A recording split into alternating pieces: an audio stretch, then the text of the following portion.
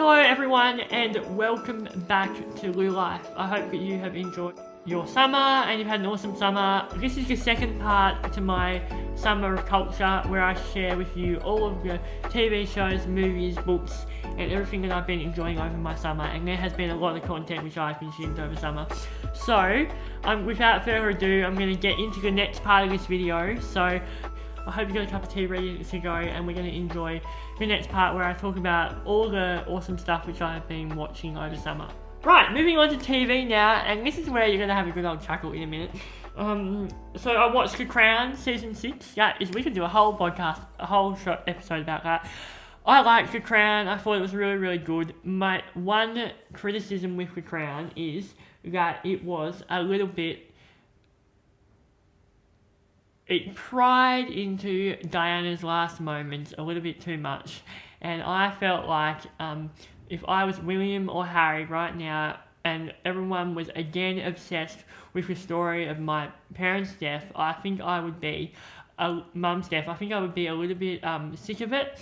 And I think I would probably have very mixed feelings with how that would all feel, especially being, being a mum and being a son and seeing the stories about your mum played out again for the public's enjoyment and popcorn.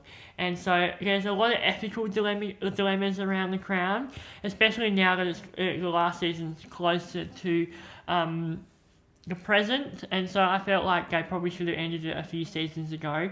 I think a lot of people did. It just felt like it was airing too much on real life and what was so close and such a real story. I guess for me, I have a different perspective because I wasn't alive when Diana died. But for other people who were alive, because it is living memory still for a lot of people, they had a lot of different mixed reactions to The Crown and the story of Diana's death. And so, yeah, but other than that, the other stories in it were really, really good. But I felt like it focused a lot too much on Diana. Like half of the season was just on Diana's death. And then the other half was more on Prince William and his sort of side of the story and his falling in love and finding Kate and all that kind of stuff and his time at college. But yeah, I felt like it pried a little bit too much into Diana's past and it was a little bit unethical and I didn't feel great watching it.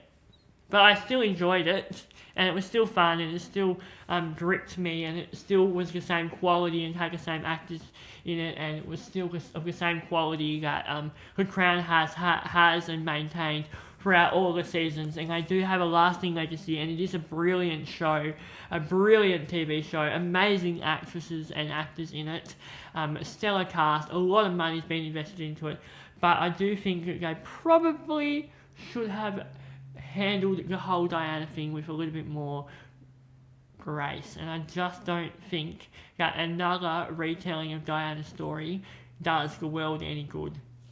Yeah, what does it accomplish? Is what you have to ask yourself. What does this accomplish? Especially when Diana's ex-partner is now our king. And so there's a lot of ethical stuff there, which I think they should have probably thought about a little bit more.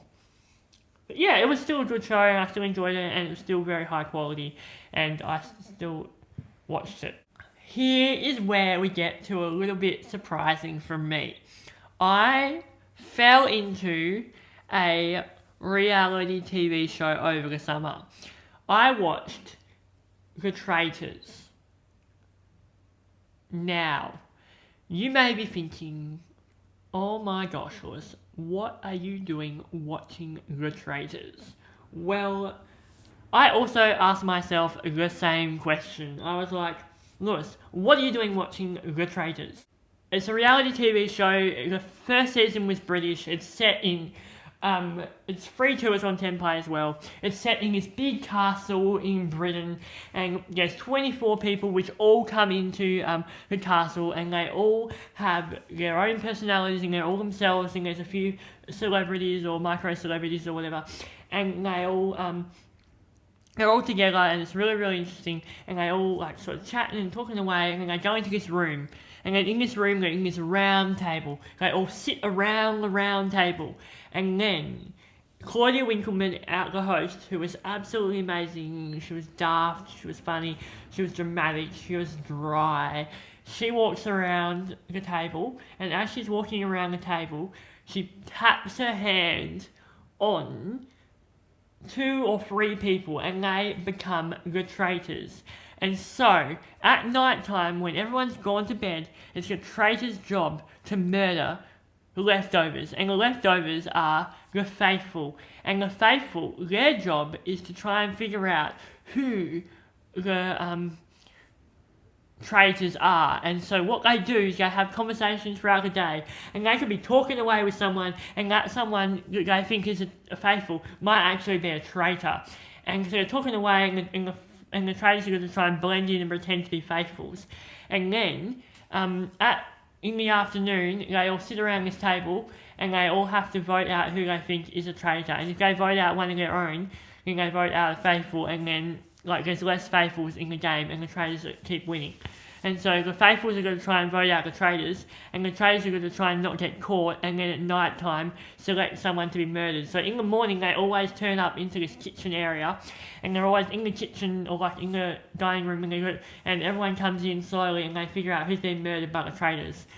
And then the traitors also have opportunities throughout the time to murder someone as well, who add someone to their team so they can recruit someone. So when and then sometimes the traitors might backstab another traitor and put a traitor up on the chopping blocks and be like to the faithfuls, we should vote to get rid of this person. We should vote to get rid of this person. I think they're a traitor. I think they're a traitor.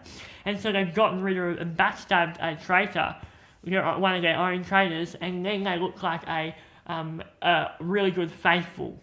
So the traitors are going to try and pretend to be really good faithfuls while also murdering out their faithfuls and not get caught by the faithfuls. So do you know what I mean? It's a bit complicated to explain, but it's really, really, really good, and it's funny. It's dramatic, and you gasp and you awe, and it's really, really interesting to see the pack mentality which is at play, and how the people are really, really interested in this pack mentality of let's all vote for this person. And it's really, really interesting to see how that plays out. It's 20 of Britain's most cunning contestants and a mix of famous faces play the ultimate murder mystery game. And they work together to build a prize fund, so I have to do challenges as well throughout in between, which I found the challenges a little bit pointless to the game. So I skipped through the challenges, but they've got to try and figure out who the murderers are, and it gets very dramatic, and it's very, very fun. It's interesting to see the pack mentality which is at play. So much so that I actually watched the British version, and then I went to the Australian version. I watched the Australian season, and then I watched the next Australian season, which is just as good. And then now the next season of the British version is out, so I'm going to watch that, except I have seen who the winner is of the British version, the second season of the British version, because it's popped up on my YouTube recommended. I'm like, no, I don't want to know who won, no! Anyway, it's great fun, great show, 100% recommend it if you want some drama and mystery and intrigue in your life. I tell you what, it's better than watching Married at First Sight, and a lot of people watch that show in Australia. It's better than Married at First Sight. It's way more dramatic and way more fun and way more thrilling. So recommend watching it. And it's really interesting to see how people think, and it's there are some people who are so convinced that they know who the person that is a traitor is. They're like, I'm 100% convinced that it is you.